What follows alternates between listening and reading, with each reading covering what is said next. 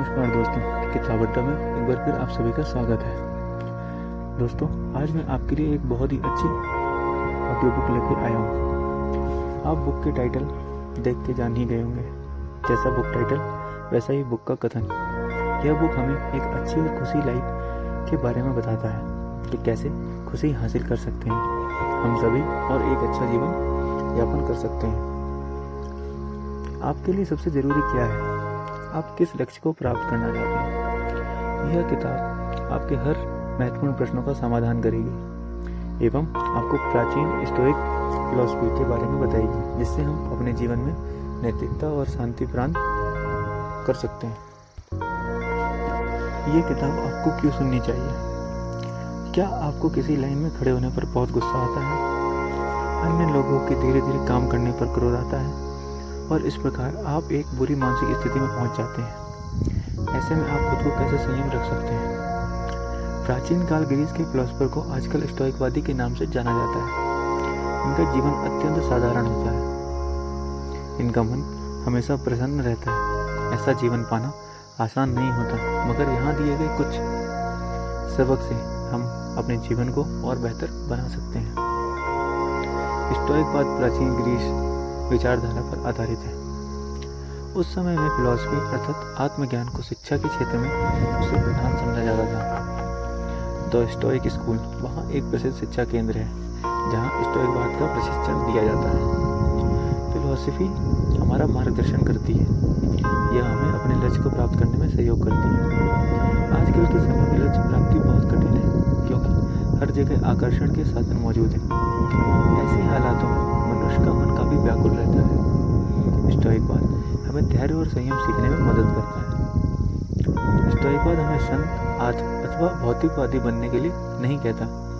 यह हमें बीच का मार्ग चुनने को कहता है, जहाँ हमें मन की शांति एवं खुशी पाने के लिए किसी वस्तु या किसी अन्य मनुष्य पर निर्भर नहीं होना पड़ता। स्टोइकवाद के दो केंद्रीय लक्ष्य हैं, नैतिकता और शांति। सभी मनुष्य के जीवन में लक्ष्य बेहद जरूरी है, मगर स्टोइकवादी लोग नैतिकता और शांति को प्राथमिकता देते हैं। नैतिकता हमें सबके साथ प्रेम, सम्मान एवं सहानुभूति के साथ जीना सिखाती है। यह बताती है हमारे काम से केवल हमारा ही नहीं, पूरे समाज का फायदा होना चाहिए। शांति दूसरा लक्ष्य है शांति। यह बताती है कि किस प्रकार मन से सभी नकारात्मक एवं खराब सोच हटा देने से हम संपूर्ण रूप से खुश रह सकते हैं। अपने मस्तिष्क को शांत रहने के लिए हमें हमेशा सकारात्मक सोच रखनी चाहिए, साथ ही प्रति सद्भावना रखनी चाहिए। नैतिकता एवं शांति एक दूसरे पर परस्पर निर्भर करते हैं। नैतिकता प्राप्त करने के लिए मनुष्य को बुद्धि का प्रयोग करना पड़ता है और इसी से शांति की भी प्राप्ति होती है। शांति प्राप्त करने से हमें एक सुखमय जीवन मिलता है, साथ ही अपने भावनाओं पर नियंत्रण करने की शक्ति मिलती है। अपने लालच पर नियंत्रण पाने के लिए हमें संतुष्ट रहने की आवश्यकता है। मनुष्य चाहे जितना भी शिक्षित या प्रतिष्ठित क्यों न हो जाए, उसमें कोई ना कोई दोष रहता ही है। ज्यादातर लोग को अपने लालच पर नियंत्रण करना ही नहीं आता। मनोवैज्ञानिक सेंट फ्रेडरिक एवं जॉर्ज लवेस्टिन ने इस व्यवहार को हेडोनिक एडॉप्शन का नाम दिया है। यह एक मानसिक अक्षमता है जिसमें मनुष्य किसी भी सुंदर वस्तु से आकर्षित हो जाता है और उसे पाना चाहता है, पर कुछ ही दिनों में उसका मन उससे ऊब जाता है। उदाहरण के तौर पर बड़ी कोई कलर टीवी या कोई विदेशी हैंडबैग देखकर हमें उसको पाने की चाह उठती है, पर खरीदने के कुछ दिन बाद वो वस्तु उतनी प्रिय नहीं रहती और हमारा मन उससे ऊब जाता है। फिर हमारा मन कोई अन्य चीज देखकर आकर्षित हो जाता है। इस तरह मनुष्य का मन एक दुष्चक्र में घूमता रहता है और वह सदा ही असंतुष्ट रहता है। पर हम किस प्रकार इस चक्र से निकल सकते हैं? स्टोइकवादी हमें उपदेश देते हैं कि हमारे पास जो भी चीज़ है उसकी सराहना करनी चाहिए और उसके मूल्यों को मूल्य देना चाहिए। इससे दूसरी वस्तुओं के प्रति हमारा प्रलोभन कम हो जाएगा और अपने वस्तुओं की कदर बढ़ जाएगी। मुश्किल हालातों में रहकर हम अपने आसपास के लोगों और अपनी चीज़ों को ज़्यादा सराह सकते हैं।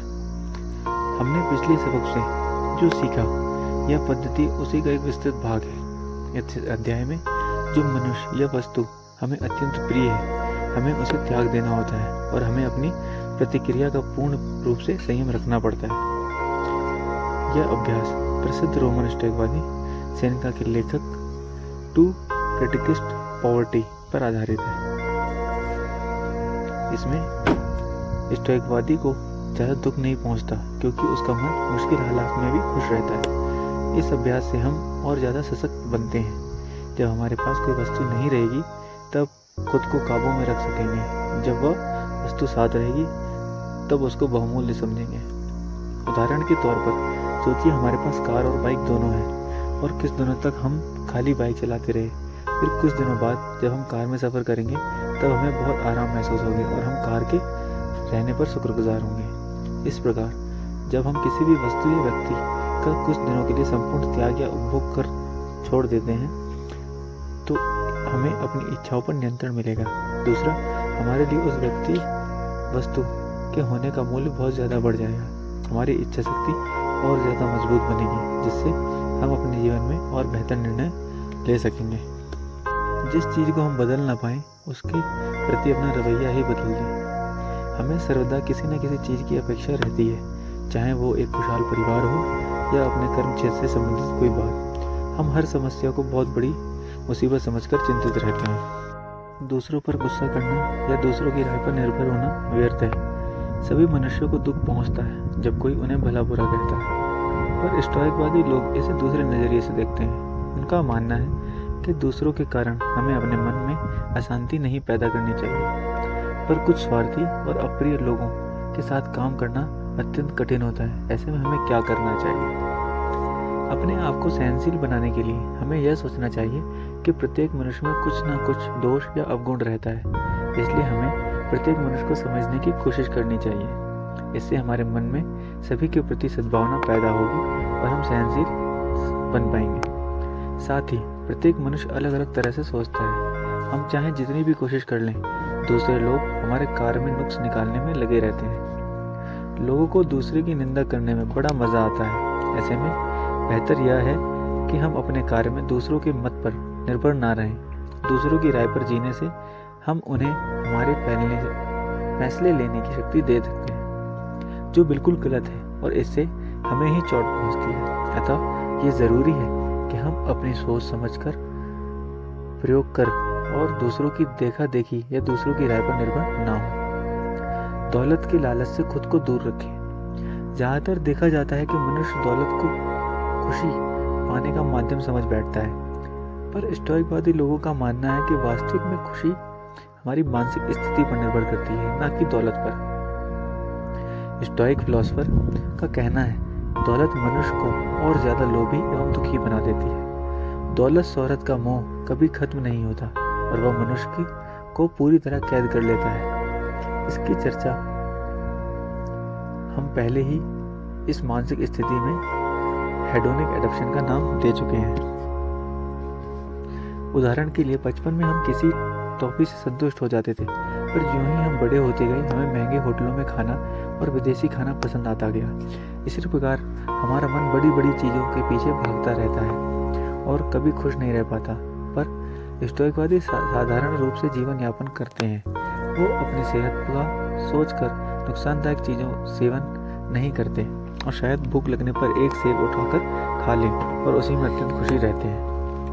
इसी प्रकार हमारे लिए ज़रूरी है कि हम भौतिकवादी सोच त्याग का साधारण रूप से जीवन में खुशी रहना सीखें। जब कभी भी हम मौत के बारे में सोचते हैं, हम सिर उठते हैं। ऐसी परिस्थिति में क्या किया जाए? स्टोइकवादी लोगों का मानना है कि हमारा जीवन अनमोल है, इसे व्यर्थ की चिंता या दुख में बर्बाद ना करें। मृत्यु एक अटूट सत्य है। समझदारी यह है कि हम इसे स्वीकार कर लें। किसी अपने को खोने का दर्द सभी को होता है, पर इससे एकदम टूट पड़ना ठीक नहीं। इससे बेहतर है कि हम जो व्यक्ति जीवित हैं उन्हें सम्मान दें और उनका ख्याल रखें, ताकि उनके मरने पर हमें किसी बात का अफसोस ना हो और हम उन अच्छे लम्हों को याद करके खुश रह पाएं। हमें यह भी सोचना चाहिए कि अगर वो व्यक्ति आज जिंदा रहता क्या हमारे दुख को देखकर वो खुश होता? यह सोचने से हमारी थोड़ी पीड़ा कम होगी। हम अपनी जीवनी व्यर्थ चिंता में गवा देते हैं और बुढ़ापा मरने के भय से। यह जीवन काटने का सही तरीका नहीं है। हमें हर दिन सकारात्मक सोच और नए जोश के साथ अपना काम करना चाहिए। साथ ही हमें प्रत्येक मनुष्य के लिए प्रेम और भाईचारा रखना चाहिए। हमें हर दिन कुछ नया करने की कोशिश करनी चाहिए। स्टोइकवाद हमारा जीवन बदल डालेगा। सिर्फ हमें संयम रखने की जरूरत है। यह हमें दो चीज सिखाता है। पहले हमें क्या करना चाहिए और दूसरा कैसे करना चाहिए। जीवन के सही मार्ग पर चलने के लिए हमें क्या करना चाहिए यह जानना बहुत जरूरी है। हमें सही निर्णय लेना सिखाता है। हमें अपने भावनाओं और इच्छाओं पर नियंत्रण करना सिखाता है। इससे हमें कौन सी चीज़ फायदेमंद है और कौन सी नुकसानदायक यह समझ आती है। अतः हम आत्मनिर्भर बन सकते हैं। साथ ही हमारे लिए यह